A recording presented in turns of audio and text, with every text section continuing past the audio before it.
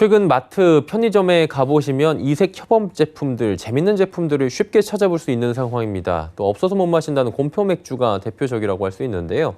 이색 협업이 인기를 끌자 도를 넘는 제품들도 잇따라 나오며 소비자들의 주의가 필요하다는 지적도 나옵니다. 경제산업부 문다혜 기자와 함께 문제 짚어보고요. 관련 부처 움직임 다뤄보도록 하겠습니다. 나와 있습니까? 네, 안녕하세요. 예, 위험성 제기되고 있다고 하는데 이유 먼저 들어볼까요? 네, 최근 업종을 뛰어넘는 이색 협업이 인기를 끌면서 자극적인 협업들이 잇따르고 있습니다. 바로 식품과 비식품이 협업한 사례들이 그것인데요. 대표적인 사례가 홈플러스에서 서울우유와 협업해서 출시한 바디워시입니다. 서울우유의 우유값 패키지 디자인을 활용해 서울우유의 로고와 서체, 색깔들을 적용했고 크기 역시 우유값과 비슷합니다. 재미를 위한 컨슈머 마케팅의 일환인데 문제는 비식품인 바디워시 상품을 우유 진열대 앞에 놓아서 혼용할 수 있다는 우려가 나옵니다. 판단이 미숙한 어린이나 지적장애인 등은 우유로 착각하고 마셔 안전사고로 이어질 수 있는 겁니다. 또 홈플러스는 지난 3월 하이트진로와 협업해 소주병 모형의 디퓨저도 내놨습니다. 한 상자 안에 액체 방향제를 담은 진로이지백 모형병과 소주잔이 들어있는 제품입니다. 물론 먹지 말라는 경고를 붙여놨지만 소주병 모양을 돈 떠 만든 데다가 소주잔까지 동봉해서 노인이나 음주자의 경우 소용량의 소주로 오인할 가능성이 있습니다. 듣고 보니까 소주는 술이기 때문에 술에 취해서 실수로 먹을 수도 있어 보이고 잘못 설치할 이런 위험이 좀 있어 보입니다. 상품들이 이런 게 좀 많습니까? 네, 편의점 CU는 말포 산업에서 손잡고 구두약통에 담은 초콜릿과 식품구조를 내놨고 다도갈과 다도갈 통을 그대로 구현한 초콜릿을 출시했습니다. 편의점 GS 리테일도 모나미와 매직펜의 외형을 구현한 스파클링 음료를 내놨는데요. 또 세븐일레븐은 성신양이와 천마표 시멘트 팝콘 과자를 내놨고 아모스와는 딱풀 모양의 캔디를 내놨습니다. 이 밖에도 이마트24는 페인트 등 도료를 취급하는 강남 제비스코와 함께 우유와 에이드를 내놨습니다. 이 제품들의 공통점은 먹을 수 있는 제품을 먹으면 안 되는 상품 패키지로 포장했다는 겁니다. 특히 용기와 내용물의 실제 제품과 지나치게 비슷해 어린아이들에게 혼동을 주고 있습니다. 논란이 된 제품 대부분이 과자와 캔디, 우유 등 어린아이들이 많이 찾는 식품이란 점도 문제입니다. 편의점 업계 위주로 전개했던 위험한 컨슈머 마케팅은 최근 마트와 식품업계 등 유통업계 전반으로 넓어지는 양상을 보이며 우려의 목소리도 커지고 있는 상황입니다. 예, 그럼 이런 제품들을 내놓은 기업들은 어떤 입장입니까?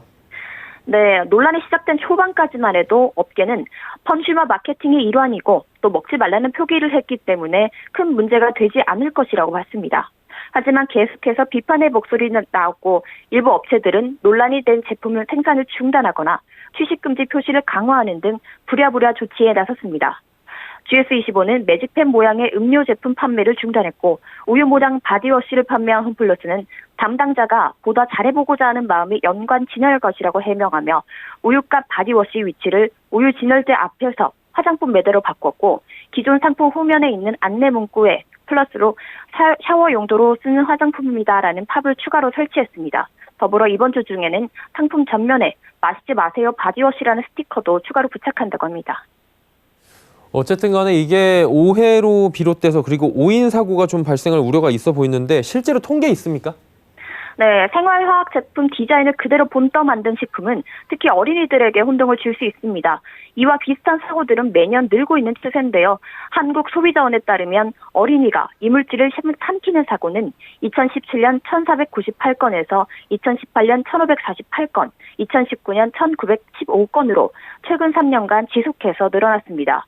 주로 완구와 문구용품, 생활용품을 삼키는 경우가 대부분이었는데요. 특히 전체 사고 중에 83.7%가 6세 이하의 아동들로 이들은 이색 식품과 기존 생활화학 제품을 명확하게 구분하기에 판단이 어려운 나이입니다. 이게 재미로 만든 컨슈머잖아요. 근데 지금 얘기 듣고 보니까 재미가 좀 없어지는 것 같기도 한데 이런 상품들이 늘어나면은 사고 가능성도 당연히 커질 것 같은데 관련 규제가 지금 없습니까? 네, 현재 안전사고가 우려되는 이색 상품 관련한 규제는 없습니다. 식약처는 컨슈머 관련 안전사고를 막기 위해 관련법 개정 강화를 검토하는 조치에 나선 상황인데요. 논란이 커지자 식약처가 수개월 전에 편의점협회에 이 같은 상품 출시에 대한 주의를 해달라는 공문을 보냈지만 CU는 말표 막걸리를 출시하는 등 이런 위험한 협업 상품들은 계속해서 나오고 있습니다. 한편 이달 23일 식약처는 외용 속욕제에 대해 소독제에 대해 식품으로 오인할 우려가 있는 포장을 제한하도록 하는 안을 발표했습니다. 이번 논란과 비슷한 문제인데요. 한국 소비자는 역시 이런 상황을 인지하고 예의주시하고 있습니다. 국회에서도 움직임을 보이고 있습니다. 지난 3월 양금희 국민의힘 의원은 식품의 디자인에 섭취가 불가능한 생활화학 제품 등으로 인식할 우려가 있는 광고를 금지하는 개정안을 대표 발의했습니다. 기존 법은 소비자 보호에 임하지 않은 게 목적이지만 올바른 표시와 광고를 하도록 하는 명시적 기준 범위가 한정적이라 기준을 제시해서 안전사고를 미연에 방지하려는 차원입니다. 다만 아직 규제가 실행되지 않은 단계인 만큼 성인을 타깃으로 한 제품이라도 어린이 안전까지 고려하는 기업의 자발적 노력이 우선돼야 한다는 지적이 나옵니다. 특히 이런 협업이 확대되고 있는 만큼 기업에서도 기획 단계부터 안정성을 함께 고려하는 움직임이 필요하다는 목소리도 나옵니다. 전문가 의견 들어보겠습니다.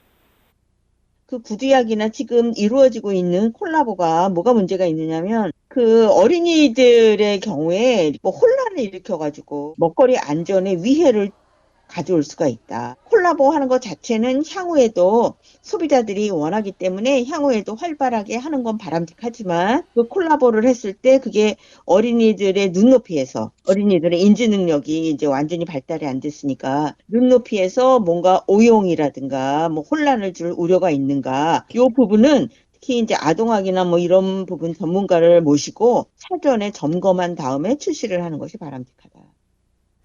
계속해서 문제가 제기되고 있는데도 불구하고 협업 제품들은 지금 늘고 있다라는 얘기가 있거든요. 이렇게까지 하는 이유가 있을까요?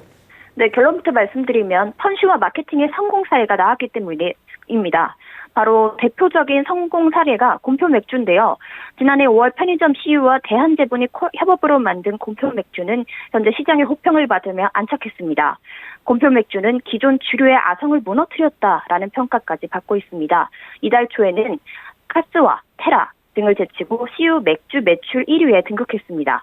지난 30년간 편의점 맥주 시장에서 단독 판매하는 차별화 상품이 대형 제품을 누르고 1위에 오른 건 처음입니다. 출시 3일 만에 초도 물량 10만 개가 매진됐고 최근 롯데 칠성음료 위탁 생산으로 생산 물량이 대폭 늘어나 300만 개로 공급했으나 2주 만에 완판됐습니다. 전문가들은 유통업계의 이런 펀슈와 마케팅 자체는 색다른 변화라고 평가했습니다. 전문가 의견 들어보시죠. 1인 가구에 있는 사람들은 편의점에 그냥 하루에 한 번씩 들락날락 해요. 근데 이제 그 좁은 공간에 이제 들락날락 하는데 뭐 지루하잖아요. 그래서 이제 좀 이렇게 새롭게 변화된 거, 뭐 이런 거를 주기 위해서 콜라보를 하거든요. 일반 기업 같은 경우에 신제품을 출시를 하려면 기간도 오래 걸리고 R&D도 많이 해야 되거든요. 그런데 이제 이렇게 콜라보는 조금 더 수월하게 할 수가 있기 때문에 자주 변경시킬 수가 있다. 그러니까 이제 소비자들의 어떤 식상함을 바꿔줄 수 있는 시도로서 비교적 이렇게 수월한 방법이다. 비용도 적게 들고 이렇게 볼 수가 있죠. 펀슈머 재미를 추구하는 건데 무엇보다 재미가 안전을 앞설 수는 없어 보입니다. 경제산업부 문다혜 기자와 함께했습니다. 고생하셨습니다. 네, 감사합니다.